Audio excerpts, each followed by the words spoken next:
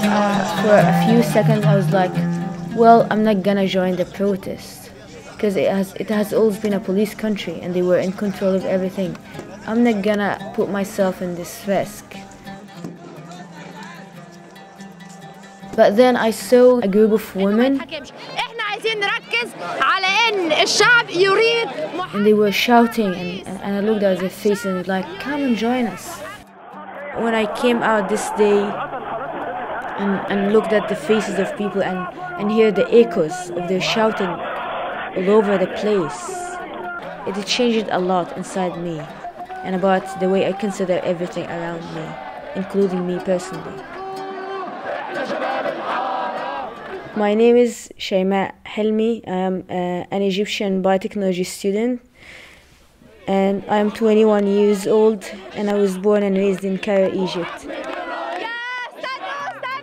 On the front line, when rocks were thrown, there were women. Yes, more men, but there were women. Medical supplies, doctors on the field while there was shooting, there were women. Even organizers, like we had different stages and mics to announce different announcements and to organize people and ask if we need some volunteers at one checkpoint or something. There were women. So basically there were really women in everything. Mona Saif.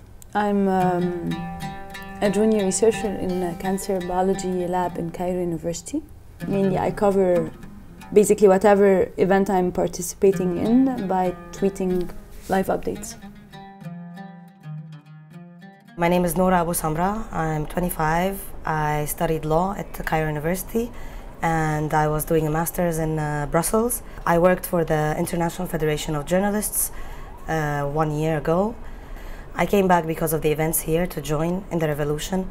I wanted to be part of this on the streets, seeing the people experiencing this on my own and joining it, giving in whatever I can do. My part would have been to make sure that you don't go missing without anybody knowing, because that's the danger here. They are shooting. There are people. There are some of the thugs with rifles on the bridge, and they shot at our demonstrators. Every couple of minutes, you find the ambulance coming, carrying wounded, and every now and then you find them carrying someone dead. People were just. Presumably, people in the same country wouldn't do this to each other, and you don't really understand how to define the parameters of your enemy. Because it's not manifest in a person or a group of people, but it's actually an entire system.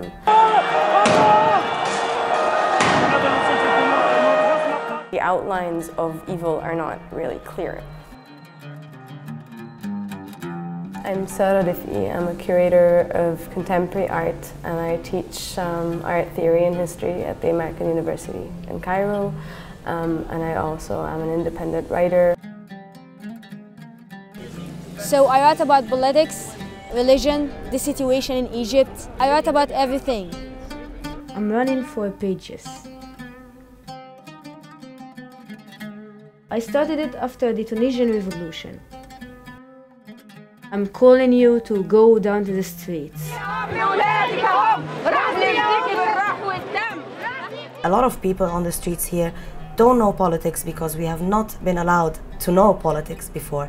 A lot of people that joined the Facebook page, We Are All Khalid Said, they don't care about politics. All they want to see is a change in the heads of this government, in the heads of this regime that are for us a symbol of all corruption, of all torturing, of all human rights violations that are going on in Egypt.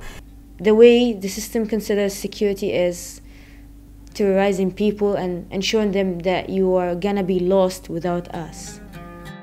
I was tear gassed for the first time in my life. I feel that I no longer fear anything, and that was a huge experience for me. I mean, like being chased by the police and running and crying and seeing people injured around me. I have never seen this in my life before.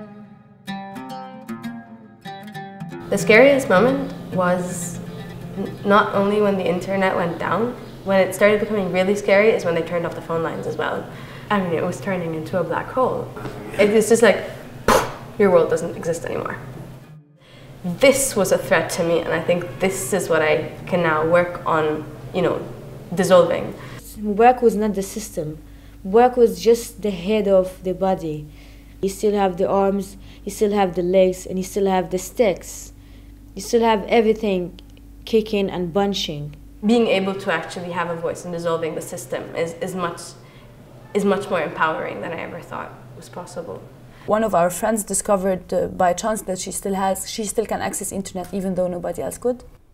She opened her place up for all activists who use mainly Twitter and Facebook and social networks, and like photographers and her like basically there was this community of people going out covering different demonstrations and then coming back to this place to spread out the info to media and to our friends and everyone outside. I became a node in a network of information. I mean, a lot of it is also just my friends' life on the line when they're in the square, and if like it's violent and it's awful, and a lot of my friends are artists and activists and journalists and so on, and of course they're in the middle of all these events, and there's no way at this point to actually like be quite specific about like vocational boundaries, and quite on the contrary, you just basically put everything you have forward. I just can't believe it. The spirit is so high. You can see that this is what all Egyptians actually feel like now. We're just one for the first time. It was amazing. It was how I romantically always thought of Egypt, but never really experienced it.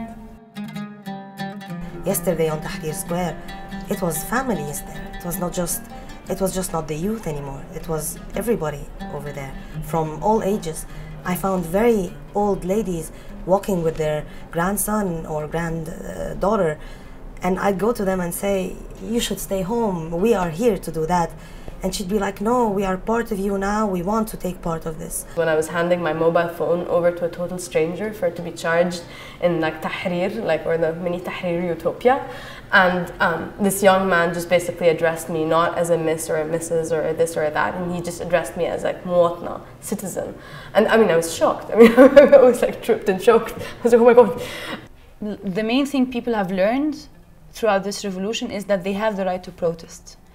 And this in itself is a fundamental change and a fundamental victory, because we didn't have this. We didn't have this culture of protesting and striking and peaceful, the different peaceful ways of demanding for your rights.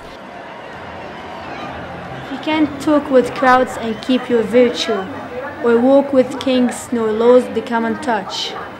If neither fruits nor loving friends can hurt you, if all men count with you but none too much, if you can fill the unforgiving minute with 60 seconds worth of distant run, yours is the earth and everything that's in it, and which is more, you will be a man, my son.